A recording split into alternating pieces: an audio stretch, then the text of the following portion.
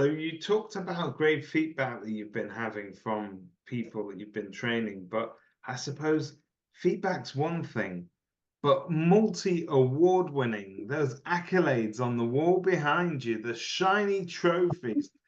So first of all, can I just say that from somebody that sort of knows you personally, knocking around the industry, it was amazing to be sat in the crowd to hear your names called out on several occasions to come up and pick up the award, and especially the big award there. For people who are not familiar with the best supplier guide, first of all, where have you been living?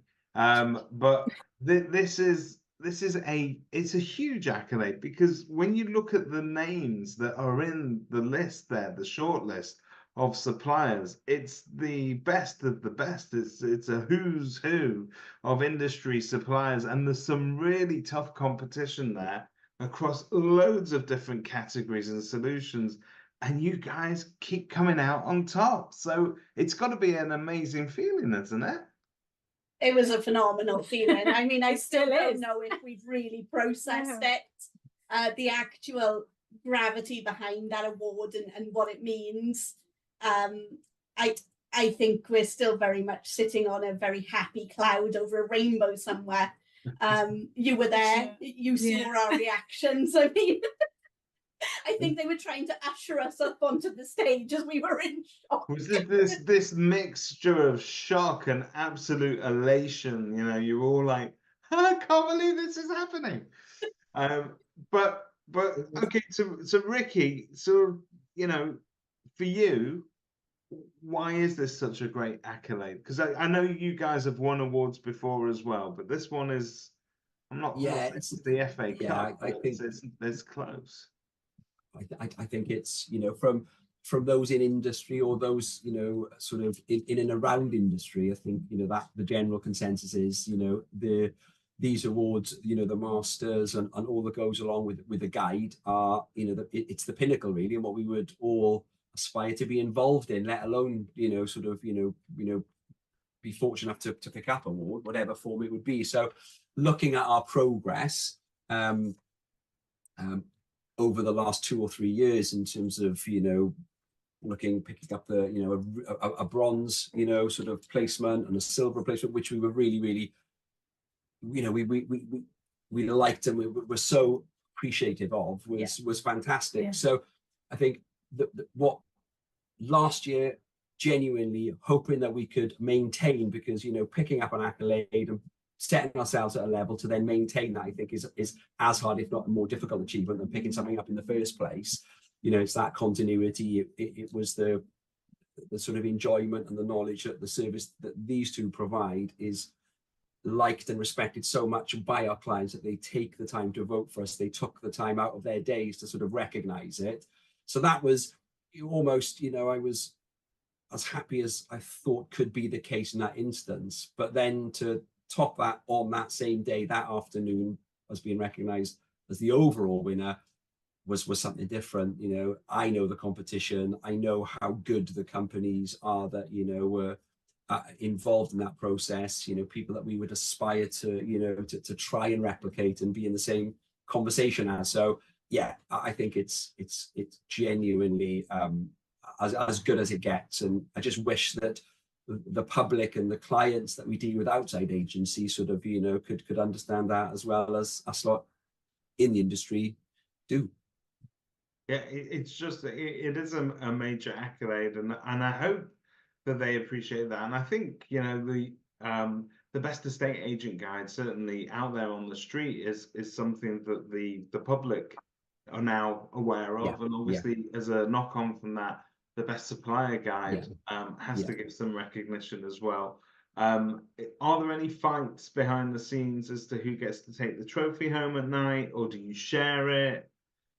I don't. It was never. It wasn't ever an option, David, really, because I think Kate had it on the stage and only let go of it about 20 minutes ago. And bear in mind that was November, so you know, read into that what you will.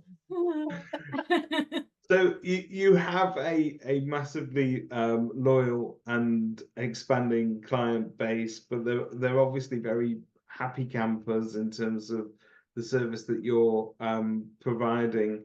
What do you think is the key to keeping that client base loyal, satisfied? Because it's hard, isn't it? It is, yeah. You know, the guys will answer that one, and ultimately it's their involvement, David, I think, and they can expand on it. But I think doing what we say, you know, when it needs to be done, doing it from a personal level, and having that common ground and the interaction, the knowledge of being an agent, and having the confidence to call upon examples that we've dealt with in the past. I think those are key to it, really. And I think those 3 or 4 things put together are what people enjoy, and that's why I suppose what's important for me, maybe as important as a growing client bank, is the repeat custom. You know, so for us to have clients coming back to us after large intervals of time in line with the sort of license requirements and the timelines is important. And literally this week, you know, no, it is factual and genuine. You know, one of the charities that we deal with, you know, linked up with Kate earlier Monday and Tuesday, and I've taken another 30 members of their team to be, you know, to be trained and see the benefit of us as a provider. So that's a repeat business. It's from a very, very respectable and trusted company that we really, really appreciate being involved in, and in bulk, in large numbers. So, you know, I think that speaks volumes, really.